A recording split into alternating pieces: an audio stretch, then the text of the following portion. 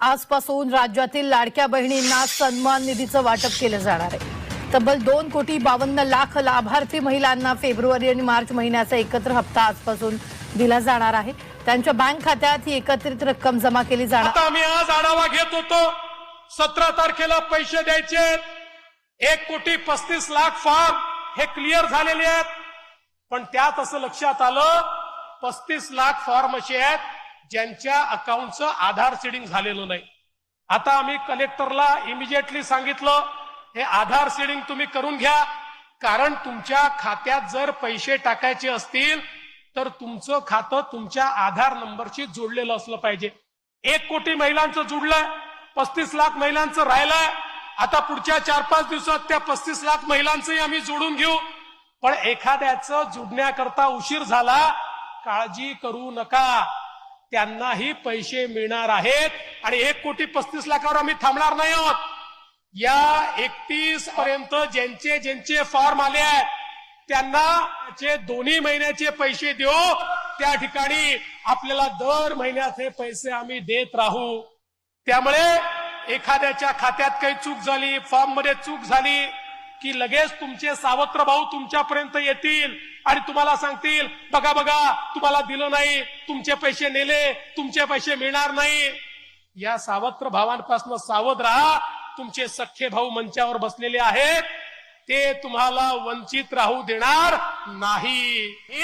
एकदा भाऊबीज दिली की त्याच्या बदल्यात केवळ माया आणि माया मिळत असते। त्यामुळे काही झालं तरी या ठिकाणी एक गोष्ट सांगतो, अरे निवडणुका येतील जातील, कोणी वोट देईल देणार नाही, पण मला विश्वास आहे माऊलींचा आशीर्वाद आमच्या पाठीशी असेल आणि जोपर्यंत हे त्रिमूर्तीचं सरकार आहे तोपर्यंत माय माऊलीची योजना कोणाचा बाप बंद करू शकणार नाही, हे या ठिकाणी सांगण्याकरता मी आलेलो आहे।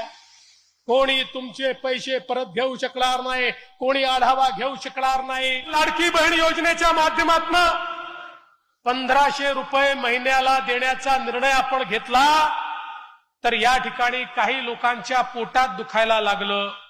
कोणी म्हणालं तुम्ही महिलांना विकत घेता का, कोणी म्हणालं तुम्ही महिलांना लाच देता का।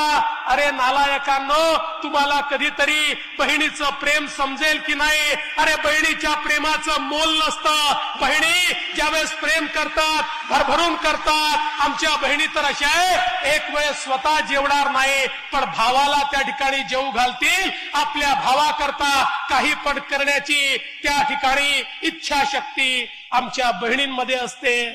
त्यामुळे हे 1,500 रुपयामध्ये बहिणींचं प्रेम कोणीच विकत घेऊ शकत नाही। अरे 1,500 रुपये तर या ठिकाणी आमच्या बहिणींना दिलेली भाऊबीज आहे, ते प्रेम आहे। अरे आम्ही तुमच्या प्रेमातून उतराई होऊ शकत नाही, पण जी काही राज्याची क्षमता आहे त्या क्षमतेच्या माध्यमातून आमच्या बहिणींच्या संसाराला थोडासा हातभार आमचाही लागला पाहिजे, म्हणून मुख्यमंत्री लाडकी बहीण योजना आपण सुरू केली। या व्हिडिओमध्ये लाडकी बहीण योजनेच्या लाभार्थी महिलांसाठी मार्च 2026 मधील ई-केवायसी प्रक्रियेच्या नवीन अपडेटबद्दल सविस्तर माहिती दिली आहे। अनेक महिलांना ई-केवायसी करताना तुमचा आधार क्रमांक दुरुस्तीच्या यादीत नाही असा मेसेज येत होता, परंतु शासनाने आता ही यादी अपडेट केली असून अशा महिला आता आपली केवायसी पूर्ण करू शकतात।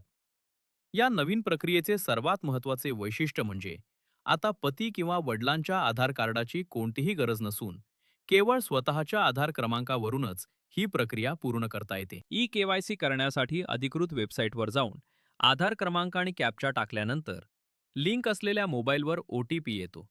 त्यानंतर कुटुंबात कोणी सरकारी नोकरीत आहे का किंवा कोणाला पेन्शन मिळते का या 2 प्रश्नांना नाही असे उत्तर देऊन माहिती सबमिट करायची आहे।